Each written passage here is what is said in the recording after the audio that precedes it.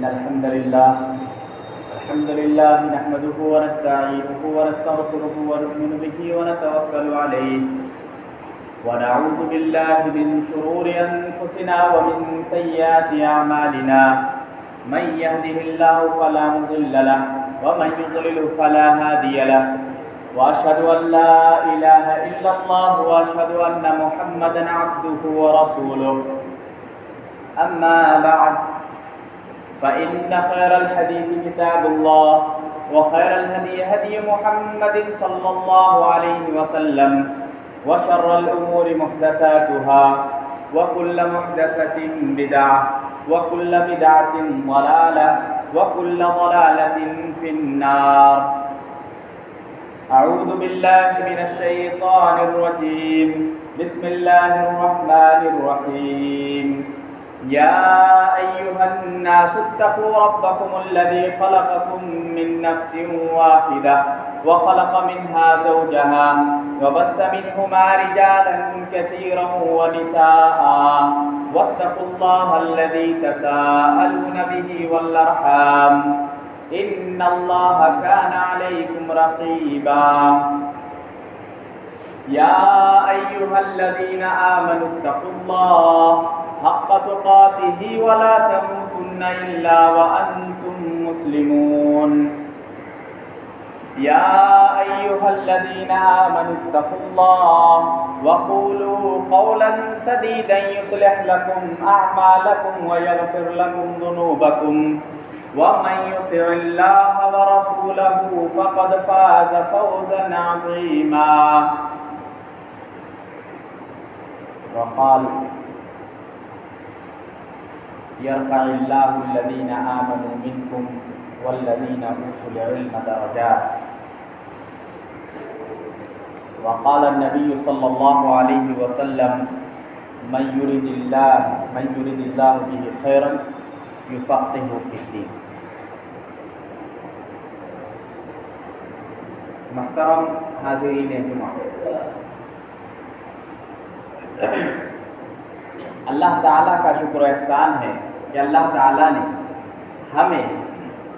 اشرف المخلوقات میں سے بنایا اور اس سے بڑھ کر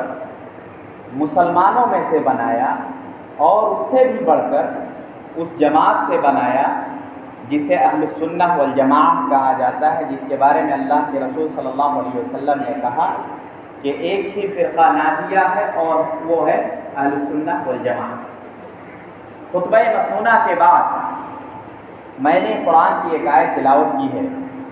اللہ تعالیٰ نے کہا کہ اللہ تعالیٰ اہل علم کے درجات کو بلند کرتا ہے، اور حدیث میں کہا، اللہ کے رسول صلی اللہ علیہ وسلم نے کہا کہ اللہ تعالیٰ جس بندے کے ساتھ بھلائی کا ارادہ رکھتا ہے اسے دین کی سمجھ عطا کرتا ہے.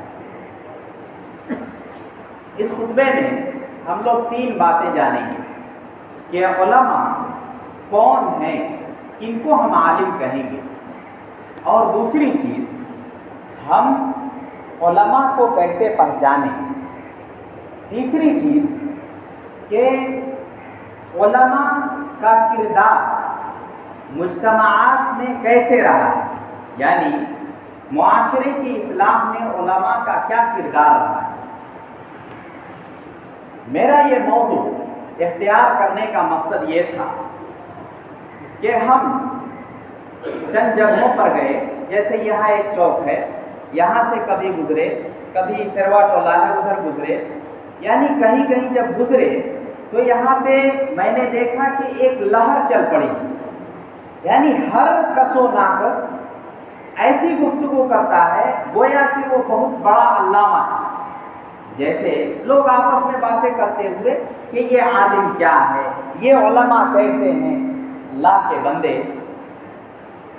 سب سے پہلے تو آپ یہ سمجھیں کہ ایک عالم کون ہے. عالم جس کے بارے میں اللہ تعالیٰ نے گواہی دی، اللہ تعالیٰ نے کہا کہ ان کے درجات کو بلند کرے گا. ایک جگہ نہیں، پھر دوسری جگہ کہا قل، آپ کہہ دیجیے هل يستوي الذين يعلمون والذين لا يعلمون، اللہ تعالیٰ نے کہا کہ اے پیغمبر آپ کہہ دیجئے کہ کیا جاننے والے اور نہ جاننے والے برابر ہو سکتے ہیں، یعنی کہ وہ برابر نہیں ہو سکتے۔ اسی طرح ایک تیسری آیت میں کہا شہید اللہ انہ لا الہ الا هو والملائکۃ واولو العلم قائما بالقسط۔ اہل علم یعنی دینی علم رکھنے والے، ان کے بارے میں اللہ تعالیٰ نے کہا، ان کی فضیلت آپ اس بات سے اندازہ لگا سکتے ہیں کہ توحید جو کہ مسلمانوں کا سب سے بڑا ہتھیار ہے، اس کے بارے میں اللہ تعالیٰ نے کہا کہ اللہ نے گواہی دی، پھر اس کے بعد والملائکہ اور فرشتوں نے گواہی دی، پھر تیسرے نمبر پہ کہا وَأُولُو الْعِلْمِ کہ علم رکھنے والے اہل علم گواہی دیں گے۔ اتنی بڑی فضیلت رکھنے والے، وہ علم حاصل کرنے والے جن کے بارے میں اللہ کے رسول صلی اللہ علیہ وسلم نے فرمایا من سلک طریقا یلتمس فیہ علما سہل اللہ لہ بہ طریقا الی الجنہ، کہ ایسا شخص جو طلب علم کی راہ میں چلتا ہے، جو دینی علم حاصل کرتا ہے، اس کے لیے جنت کا راستہ اللہ تعالیٰ آسان کر دیتا ہے۔ اتنا ہی نہیں، پھر دوسری حدیث میں کہا کہ وَإِنَّ الْمَلَائِكَةَ لَتَضَعُ أَجْنِحَتَهَا لِطَالِبِ الْعِلْمِ کہ طالب علم کے لیے فرشتے اپنا پر بچھاتے ہیں۔ یہ باتیں کہنے کا میرا مقصد یہ ہے کہ علماء پہ زبان درازی ان لوگوں کے لیے جائز نہیں ہے جو عالم کا مقام نہیں جانتے۔ ہر کوئی بھی کمیونٹی ہے، ایک معاشرہ ہے جس میں بہت ساری قسم کے لوگ ہوتے ہیں، ہو سکتا ہے کہ 100 لوگوں میں 5 لوگ برے ہوں، لیکن ایک عالم کے بارے میں ایک جاہل یہ کہتا ہے کہ اے سارے علماء ایسے، سارے علماء ایسے۔ آپ کو یہ حق کس نے دیا؟ یہ قطعاً جائز نہیں ہے اس آدمی کے لیے جو یہ کرتا ہے۔ میں نے ایسے بھی لوگوں کی زبان سے سنا ہے کہ جو قرآن پڑھنا تک نہیں جانتا، جو اللہ کا کلام پڑھنا نہیں جانتا، ایسا شخص یہ کہتا ہے کہ ارے علماء اتنے برے ہیں، علماء اتنے برے ہیں۔ یہ ایک لہر چل پڑی ہے۔ ایسے ماحول میں اس وقت جن حالات سے ہم گزر رہے ہیں، ان میں اگر علماء کو لوگوں نے آگے نہیں کیا تو میں گارنٹی کے ساتھ یہ کہہ سکتا ہوں کہ 15-20 سال کے بعد یہ امت روئے گی، جس طرح آج رو رہی ہے اس سے بھی زیادہ روئے گی۔ علماء کو اگر قیادت نہیں دی گئی، علماء اور عمرا یہ 2 لوگ مل کر ہی امت کی کمر کو سیدھی کر سکتے ہیں، ورنہ یہ امت کو ڈوبنے سے کوئی بچا نہیں سکتا۔ آپ دیکھ لیں، اس وقت سے اللہ کے رسول صلی اللہ علیہ وسلم کے زمانے سے صحابہ جو کہ علماء تھے دور کے، انہوں نے کوشش کی تو یہ دین ہم تک پہنچا۔ پھر اس کے بعد جب امت لڑکھڑانے لگی، پھر اس کے بعد آپ دیکھیں امام احمد بن حنبل جب خلق قرآن کا مسئلہ پیش آیا، جب بدعتیوں نے یہ کہا کہ یہ قرآن مخلوق ہے، جس طرح انسان مخلوق ہے قرآن بھی مخلوق ہے، یہ بہت بڑا مسئلہ تھا۔ امام احمد بن حنبل اس وقت کے سارے علماء جھک گئے، ساری عوام جھک گئی، سارے لوگ اس بات کے قائل ہو گئے کہ ہاں قرآن مخلوق، اگر بادشاہ کر رہا ہے تو اس کو مخلوق مان لیتے ہیں۔ لیکن امام احمد بن حنبل اس وقت انہوں نے کوڑے کھائے، تکلیفیں برداشت کی، لیکن وہ اپنے موقف سے ہٹے نہیں، اور اس وقت بھی یہ آواز دیتے رہے کہ یہ قرآن مخلوق نہیں بلکہ اللہ کا کلام ہے، جو کہ صحیح بات ہے، اور اس پر اڑے رہے، اور پھر بعد میں لوگ اس کے قائل ہوئے جس کے ہم لوگ قائل ہیں۔ اسی طرح شیخ الاسلام ابن تیمیہ رحمہ اللہ جب ان کا دور آیا، اس وقت بدعتیوں کا بول بالا تھا، ہر جگہ بدعت، بت پرستی یعنی قبر پرستی، اس طرح کے ماحول میں انہوں نے جنم لیا۔ کوئی بھی مالدار شخص, اثر و رسوخ رکھنے والا شخص, ایسا شخص آگے نہیں بڑھا, بلکہ شیخ الاسلام ابن تیمیہ انہوں نے اپنے قلم سے, یہاں تک کہ انہوں نے تلوار بھی اٹھائی اور ان لوگوں سے جنگ کی اور پھر غالب بھی. موجودہ دور میں جو یعنی قریب کے ادوار ہیں اس میں شیخ بن باز رحمہ اللہ, علامہ البانی رحمہ اللہ, ان لوگوں نے اس دین کو پھیلانے کے لیے کیسے, یعنی اپنی جگہ سے ہجرت کرنا پڑا ان کو, لیکن دین کے خاطر انہوں نے یہ قربانی بھی برداشت کی. اب آپ کہیں گے کہ علماء ہی ایسا کرتے ہیں تو جہلا کی زبان سے اس طرح کی باتیں ادا ہو جاتی ہیں. میں اس کا قصوروار صرف لوگوں کو نہیں کہہ رہا تھا, بلکہ میں یہ کہتا ہوں کہ آپ کیوں سمجھتے ہیں کہ یہ عالم ہے؟ کیا عالم کا مفہوم یہ ہے کہ کرتا پہن لیا جائے, پیجامہ پہن لیا جائے, ٹوپی لگا لی جائے, کیا یہ اس کا مفہوم ہے کہ یہ عالم ہے؟ لمبی داڑھی رکھ لی جائے, کیا یہ مفہوم ہے؟ یہ مفہوم نہیں ہے. اگر یہ مفہوم ہوتا تو سکھوں کی داڑھی ہم سے بڑی ہوتی ہے, اور نیتا جو کہ سب سے زیادہ جھوٹ بولنے والے ہوتے ہیں, جو کہ سب سے زیادہ غلط کام کرنے والے ہوتے ہیں, ان کے کرتا اور پیجامہ ہم سے کہیں زیادہ سفید ہوتے ہیں. تو یہ معیار نہیں ہے کہ ہم کس کو عالم کہیں اور کس کو نہ کہیں. ہاں, ایسا شخص جو کہ اپنے آپ کو عالم کہتا ہے اور علماء کے جو رولز ہیں, قوانین ہیں, جو اللہ کے بتائے ہوئے راستے ہیں, اس پر اگر نہیں چلتا ہے تو آپ اس کیٹیگری سے ہٹا کر اس کو کہیں, اس کو ہٹا دیں کہ یہ عالم نہیں ہے, یہ عالم نہیں ہے, ہم اس کو عالم نہیں مانتے. آپ کے پاس ہزاروں راستے ہیں, آپ معذور نہیں ہیں, آپ کے پاس علماء کی بہت بڑی جماعت ہے, آپ رجوع کر سکتے ہیں کسی کی طرف, لیکن آپ کہتے ہیں کہ یہ عالم, پھر اس پر کیچڑ اچھالتے ہیں. پھر آپ جب پیدا ہوتا ہے بچہ, اس وقت آپ جاتے ہیں کہ ہاں مولانا آپ اذان دے دیجیے. پھر اس کے بعد یعنی علماء کسی کو بھی پکڑ کے کچھ بھی کرا لینا چاہیے, کام ہو جانا چاہیے. یعنی ہمارے اندر انتخاب نہیں ہے, ہمارے اندر انتخاب نہیں ہے کہ ہم کس چیز میں پرکھ نہیں سکتے کہ یہ صحیح ہے یہ غلط ہے, اس کے کردار کیسے ہیں, اس کے بارے میں لوگ کیا کرتے ہیں, ویسی پرکھ نہیں ہے ہمارے اندر. علماء کو تو آپ ڈھونڈتے ہیں, مختلف اوقات میں ڈھونڈتے ہیں, جب بچہ پیدا ہوا اس وقت ڈھونڈتے ہیں, عقیقہ کرنا ہوا اس وقت ڈھونڈتے ہیں, جب اس کی شادی ہو اس وقت ڈھونڈتے ہیں, پھر جب وہ مر جائے تو قبر میں لٹانے کے لیے پھر ڈھونڈتے ہیں, جنازے کی نماز پڑھانا اس وقت ڈھونڈتے ہیں. آپ کہتے ہیں کہ اب تو یوٹیوب پہ ساری چیزیں ہم اس سے سیکھ لیں گے اور پڑھا لیں گے. یہ امت کی قیادت کو چھوڑنے کی وجہ سے آج یہ ہماری امت کا حال ہوا. کسی نے کہا تھا بات آئی تو ہر ایک بات پہ رونا آیا, کبھی خود پہ کبھی حالات پہ رونا آیا. تو یہ حالات اتنے بگڑ چکے ہیں, پھر بھی ہم ایک دوسرے سے مل کے کام کرنے کے یہ سوچ میں نہیں. اور یہی چیز آپ دیکھیں گے, تاریخ جب پڑھیں گے آپ تو اس میں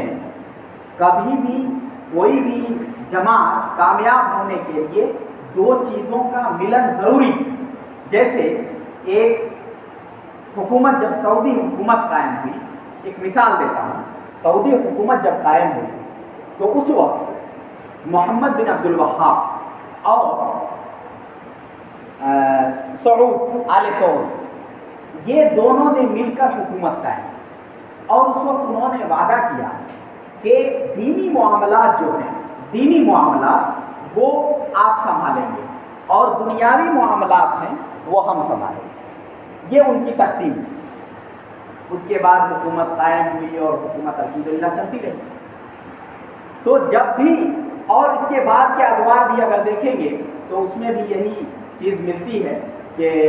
علماء اور عمر یہ دونوں آپس میں مل کر, یعنی عمرہ سے مراد میری صرف عمرہ نہیں ہے بلکہ عوام, عوام اور علماء ایک دوسرے سے مل کر اگر آگے بڑھیں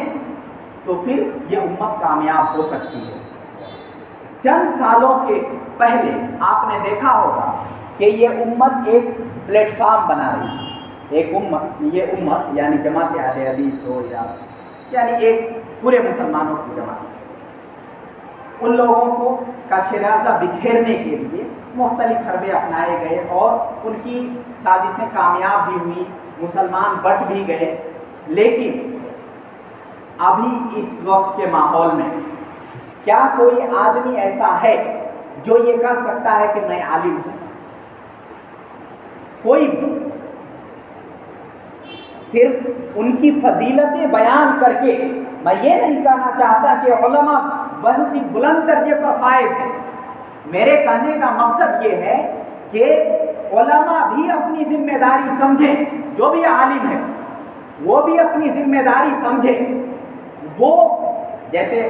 میں ہمیشہ یہ کہتا ہوں کہ آپ اپنے بچوں کی تعلیم کے بارے میں سوچتے ہیں کہ ہمارے بچے کیسے پڑھیں گے،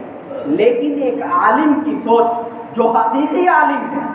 اس کی سوچ یہ ہوتی ہے کہ امت کے بچے کیسے پڑھیں گے۔ ایک مثال میں دیتا ہوں، بورڈ کے جتنے مدارس ہیں اس میں پڑھنے والے کون ہیں؟ اس میں پڑھنے والے سارے کے سارے طلباء مسلم ہیں۔ کیا کسی نے بھی یہ درد، یہ آواز اٹھائی ہے کہ بورڈ میں پڑھنے والے جب سارے کے سارے مسلمان بچے ہیں تو پھر ان کے تعلیمی معیار اتنا گرا ہوا کیوں ہے؟ کیا کسی نے اس بات پر آواز آج تک اٹھائی؟ اگر نہیں اٹھائی ہے تو اس پر ایسی عقل پہ ماتم کرنا چاہیے۔ ہمارے حالات پہ اگر ہم ماتم کرتے ہیں تو اس کے ذمہ دار ہم خود ہیں۔ آج ہی میں رپورٹ پڑھ رہا تھا جس میں ہمارے طلباء 10% بھی دنیاوی یعنی ایگزام میں آگے نہیں پڑھ پا رہے ہیں، 4%، 5% اس طرح آگے نکلتے ہیں، بیٹھتے ہیں ایگزام میں۔ یہ کس کی کمی ہے؟ بورڈ کے مدارس میں پڑھانے والے ایسے حرام خور علماء جو اپنے آپ کو کہتے ہیں کہ ہم عالم ہیں، جنہوں نے آج کے بورڈ کے مدارس جو ہیں آپ دیکھیں کتنی بڑی نعمت ہے، یہ بورڈ کے مدارس ہمارے لیے نعمت ہے، جن کو سیلری نہیں دینی پڑتی، اساتذہ کی تنخواہ نہیں دینی پڑتی۔ ایسے مدارس کو قائم کرنے والے وہ لوگ علماء تھے جنہوں نے امت کے درد کو جانتے ہوئے ان مدارس کا قیام کیا، ان مدارس کو قائم کیا، اور پھر بعد میں سرکاری امداد اس کو حاصل ہوئی، اور بعد میں آنے والے نالائق اور نااہل لوگوں نے ایسے مدارس کو برباد کر کے رکھ دیا۔ کبھی ان لوگوں نے یہ نہیں سوچا، ایسے ذمہ دار جو کہ 8 لاکھ 10 لاکھ رشوت لے کر حرام کھا کر ایسے لوگوں کو نوکری دیتے ہیں جو یہ بچوں کو پڑھانا نہیں جانتے، کیا اس بات پر ہمیں نہیں رونا چاہیے؟ کیا ایسے لوگوں کے لیے ہم آواز نہیں اٹھائیں؟ ایسے لوگوں کے لیے اگر آواز نہیں اٹھاتے ہیں، آپ دیکھیں اس میں سازش ہے۔ کیسی سازش؟ کہ ہمارے مسلمان طلباء اکثر ان مدارس میں پڑھتے ہیں، پھر پڑھائی کمزور ہوتی ہے، جب سیکنڈ اس پر آتے ہیں ایگزام کا وقت آتا ہے، ایگزام میں جب جاتے ہیں تو گھوس وغیرہ دے کر پاس کرا دیا جاتا ہے، فرسٹ ڈویژن آ جاتا ہے، اور اس سے آگے بڑھ کر چند نوکریاں دے دی جاتی ہیں سرٹیفکیٹ کی بنیاد پر۔ یہ سب ایک چین، ایک سلسلہ، یہ ہماری امت کو تباہ کرنے کے لیے۔ کیا اس کے ذمہ دار اگر کھڑے ہو کر قابل لوگوں کو مسند تدریس پر بیٹھائیں گے اور اس کا جو نصاب ہے اس کی نگرانی کریں گے، کتنا مواد پڑھایا گیا، کون سا مادہ مفید ہے، اس طرح اگر وہ لوگ سوچیں، لوگوں سے مشورہ کریں، تو کیا ہمارے ادارے، ہمارے بچے آگے نہیں نکل سکتے؟ تو میرے کہنے کا مقصد صرف یہی ہے کہ یہ عمرا جو اور عوام، یہ سب لوگ مل کر اٹھیں، آواز اٹھائیں، اس پر آواز اٹھائے کہ ہماری امت کے بچے جو ہمارا مستقبل ہے وہ برباد نہ ہو۔ آپ جانتے ہیں اگر وہاں کا تعلیمی معیار سدھر جاتا ہے تو آپ کو کسی اسکول کی ضرورت نہیں پڑے گی، آپ جو اتنا پیسہ خرچ کر کے کہیں داخلہ کراتے ہیں اس کی ضرورت نہیں پڑے گی، کیونکہ وہ سارے مواد اس میں موجود ہیں جس کو اگر ڈھنگ سے پڑھایا جائے تو کم سے کم 8 تک تو آپ کے بچے پوری طرح کامیاب ہو سکتے ہیں، مطلب 7ویں کلاس 8ویں کلاس تک جو آپ باہر خرچ کرتے ہیں وہ پیسے آپ کے بچ جائیں گے، اور پھر وہ چھوٹے بچے جن کا دل ایک سادے کاغذ کی طرح ہوتا ہے اس پر اللہ رسول کی باتیں نقش ہو جائیں گی، اس کے بعد آپ دنیا میں کہیں بھی بھیجیں گے تو آپ کے بچے چاہے دنیا میں کچھ بھی بن جائیں، ڈاکٹر بنے، انجینئر بنے، لیکن وہ حقیقی مسلمان رہیں گے۔ لیکن آج کی حالت یہ ہے کہ وہ حقیقی مسلمان اب نہیں رہ رہے، چھوٹے سے ہی عیسائی اسکولوں میں، ہندو اسکولوں میں بھیج دیا جاتا ہے، پھر ان کو اپنے طور طریقے سکھاتے ہیں، اور پھر ابھی تو بچے چھوٹے بچے اللہ اکبر جو پہلے کہتے تھے آج کچھ اور ہی کہتے ہوئے گھوم رہے ہیں۔ یہ ہماری کمی ہے، اور علماء بھی اس کے ذمہ دار ہیں، جنہوں نے اپنی ذمہ داری کو نہیں سمجھا۔ علماء جو اپنے آپ کو علماء کہتے ہیں انہوں نے اپنی ذمہ داری کو نہیں سمجھا کہ چاہے ہم ہو یا کوئی بھی ہو کہ ہماری کیا ذمہ داری ہے۔ جیسے ہم علماء 18 سال کی مدت جو بندہ امت کے پیسوں پر پڑتا ہے یا اپنا خرچ دے کر ہی پڑتا ہے، لیکن وہاں پہ وہ کس نیت سے پڑتا ہے، اس کی نیت تو یہ ہوتی ہے کہ ہمیں دین کی خدمت کرنا ہے، اور الحمدللہ کرتے بھی ہیں، بہت سارے کرتے ہیں۔ اتنی مدت ختم ہونے کے بعد آپ جب ایک مقام پر پہنچتے ہیں اور اس مقام پر پہنچ کے جب آپ سوچتے ہیں کہ ہاں میں اب خدمت کر سکتا ہوں، اب میں لوگوں کو کچھ سکھا سکتا ہوں، کچھ پڑھا سکتا ہوں، تو پھر وہاں پہ کچھ ایسی غلطی ہو جاتی ہے جس کی وجہ سے عوام ان سے یعنی متنفر ہوتی ہے۔ تو میں یہ بھی پیغام دینا چاہوں گا کہ علماء جو خطائیں ہوتی ہیں، انسان غلطی کا پتلا ہے، کچھ غلطیاں ہو جاتی ہیں، لیکن جہاں پہ آپ کچھ کر سکتے ہیں وہاں کرنے کی کوشش کیجیے۔ جیسے بہت سارے لوگ بزرگ ہیں یہاں پہ، وہ لوگ آواز اٹھا سکتے ہیں جن کی بات مانی جاتی ہے معاشرے میں، وہ لوگ جو برائیاں ہو رہی ہیں اس پر آواز اٹھا سکتے ہیں، اور نوجوان طبقہ تو خود ایسے ہی چلا آئے گا۔ آپ نیکی کا کام کر کچھ ایسا کر کے چلے یا کہ بہت یاد رہے، کچھ ایسا کر کے چلیے۔ آپ جانتے ہیں کہ ہماری زندگی 60-70 سال کی، اگر اقصا مدت ہو تو اتنا جیے تو آپ ایسا کیوں نہیں سوچتے کہ ہم ایسا کچھ کر کے چلیں؟ جیسے آپ کی عمر 50 سال ہے تو آپ ایسا کیوں نہیں سوچتے کہ ہم کچھ ایسا کریں کہ جو باقی رہے، جو صدقے جاریہ ہو۔ میں سب سے یہی کہوں گا، اور ابھی کے ماحول میں خطبے کو طویل کرنا یہ مناسب نہیں ہے، اس لیے میں آخر میں سب سے یہی کہوں گا کہ جو بھی کمی نظر آتی ہے، جو ہمارے مستقبل پہ افیکٹ ہونے والی ہے، تو اس پر نظر رکھیں اور چند لوگ بیٹھ کر اس کو مشورہ کریں، اور جو بزرگ حضرات ہیں وہ لوگ آگے بڑھیں۔ نوجوان پیچھے ہیں، ہم لوگ نوجوان پیچھے ہیں، ان کے ساتھ ملیں گے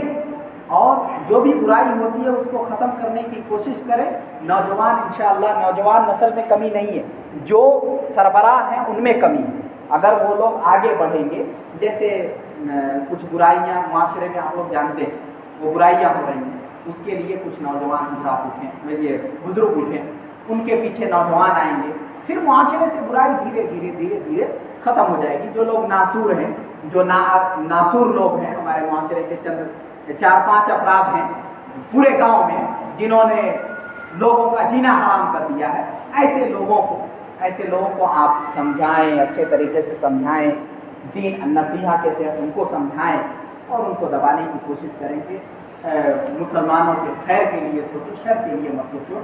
نیک نامی کا ذریعہ بنو، بدنامی کا ذریعہ مت بنو۔ میں آخر میں اللہ تعالیٰ سے یہی دعا کروں گا کہ اللہ تعالیٰ ہمیں نیک بنائے، ایک بنائے، سچا بنائے۔